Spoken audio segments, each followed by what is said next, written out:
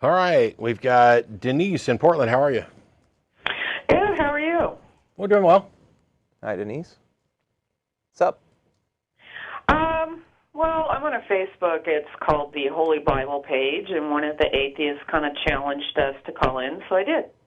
And I am a Christian and make no bones about it. Okay. And what can we do for you? I'm just called in to chat. About anything in particular? No, well, it's really disheartening how many of the atheists are former believers, and I realize that. But I don't think they realize what's going to happen to them in the end. I think you're right. I don't think any of us know what's going to happen to us. In a literal hell. I'm sorry? And where are they going to end up when they die? I'll just be have quiet they thought about it? Well, you say you believe in a literal hell? Yes, I do. And you think that we atheists deserve to go there? No. We don't? I don't Then want how to see come? anybody go. Then how come you, ma'am? Yeah, Denise? go ahead.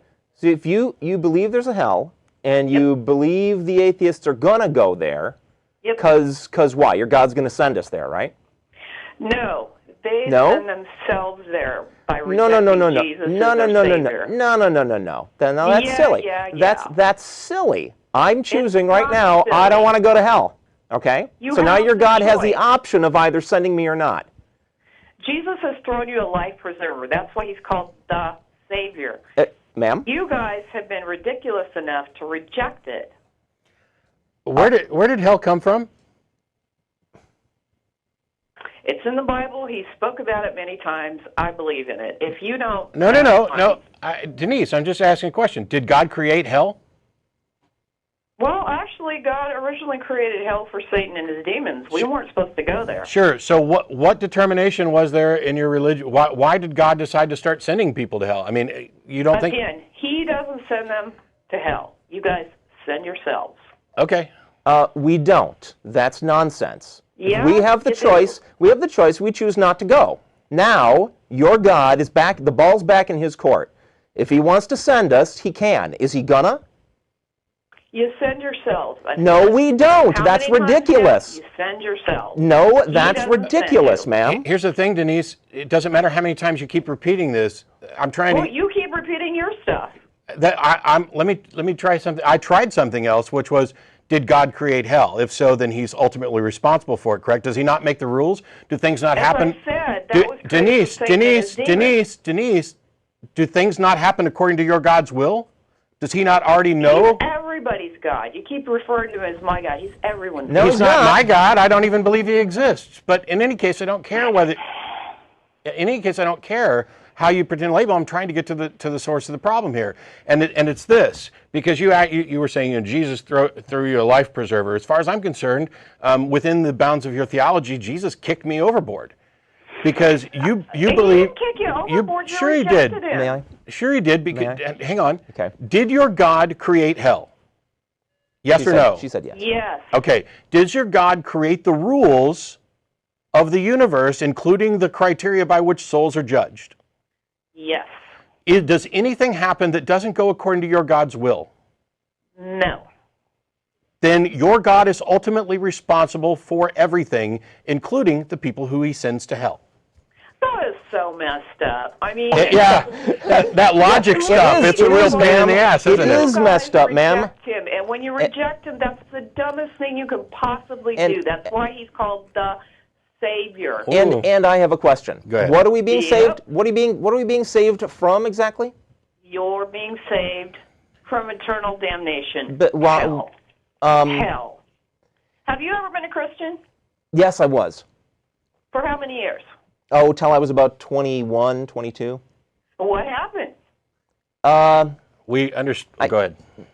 Yeah, I thought about whether there was any reason to believe any of that stuff, and it scared me, because I had been raised to believe in a kind and loving God, but to fear this kind and loving God. And so every time it occurred to me to question, that my fear got in the way.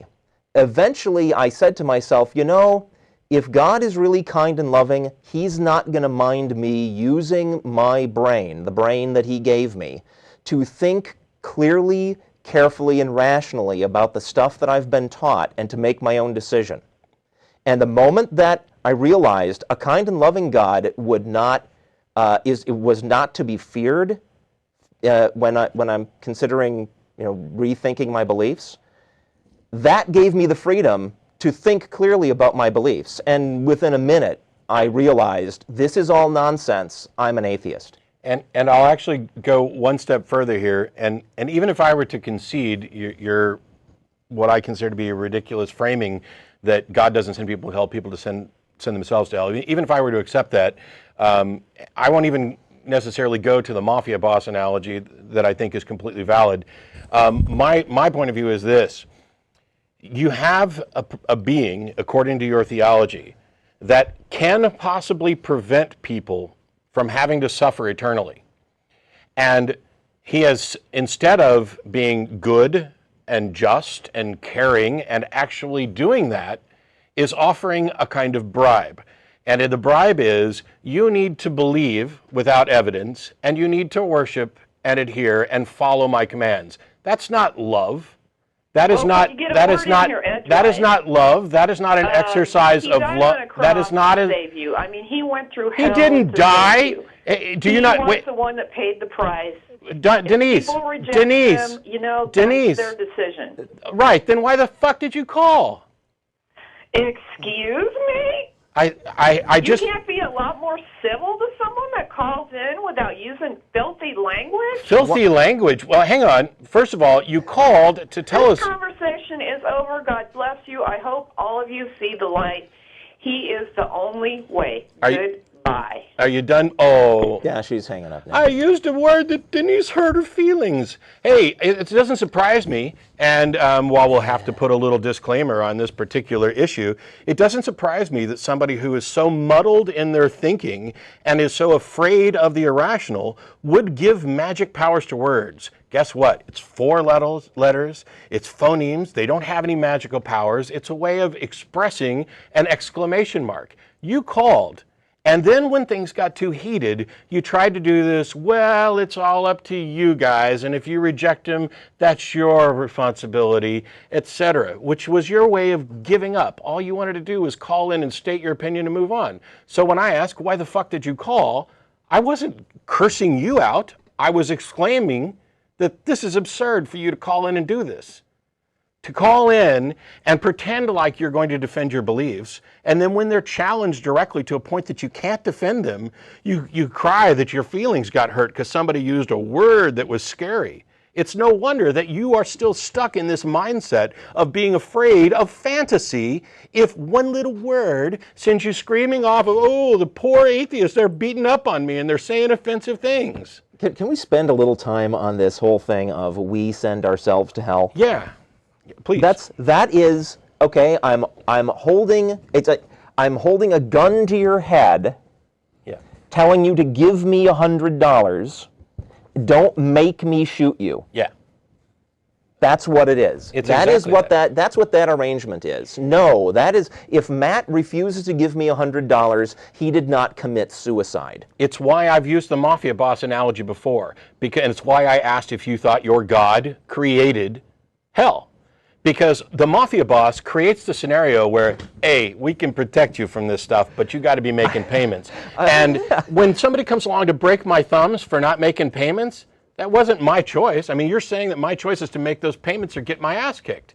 And in your theology, my choice is to accept something that my brain can't possibly accept because it's irrational and without evidence, and then go the step further of becoming worshipful and adherent to this fantasy. Well, I won't do it. Because I see what happens when people do become worshipful and adherent to that fantasy.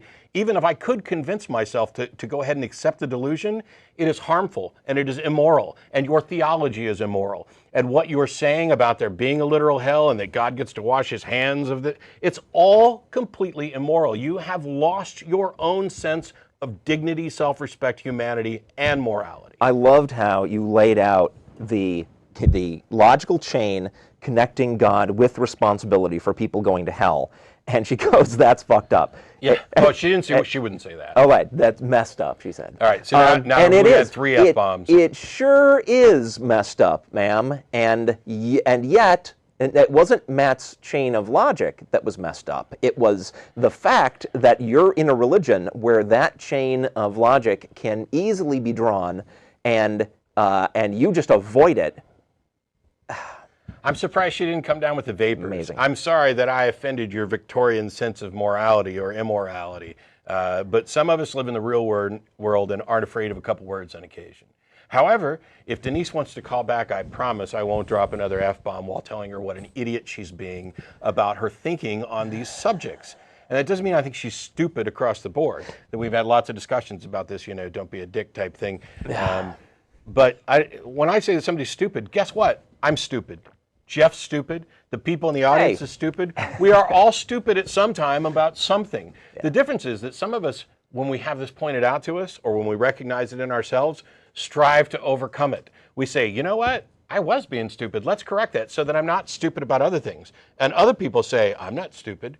They deny. It's this massive ego that prevents them from accepting that they too can be wrong, that they too can make stupid mistakes. And that is what makes they take offense to this. Oh, you called me stupid. Yeah, I did. Get over it. Call me stupid back. We've both been stupid about something. When you have that sort of reaction to somebody telling you that your beliefs on a certain subject are stupid or that you're being an idiot about something in particular, first of all, they're most likely not summing up your entire character. They're most likely not saying you are a complete useless brain that can't do anything right. They are talking within the context of that subject. If your initial reaction is to simply take offense and shut down the conversation, that's ego. It's not logic. You didn't win. You don't have any high ground, intellectual, moral, or otherwise. It's ego. It is your own inner self saying, I couldn't possibly be wrong. How dare you challenge me? And it's no different than making up nonsense crap about somebody using the F word or whatever. It's a way of avoiding the actual discussion. It's a way of avoiding the intellectual honesty that goes where the logic leads instead of saying, that's messed up once you've been proven wrong. It really is that simple. I hope we're going to get more of these people from that Facebook page that got challenged to call into the all show. You people and from the Holy I Bible hope the page. rest of them will be maybe, not a little tipsy when they call. Yeah.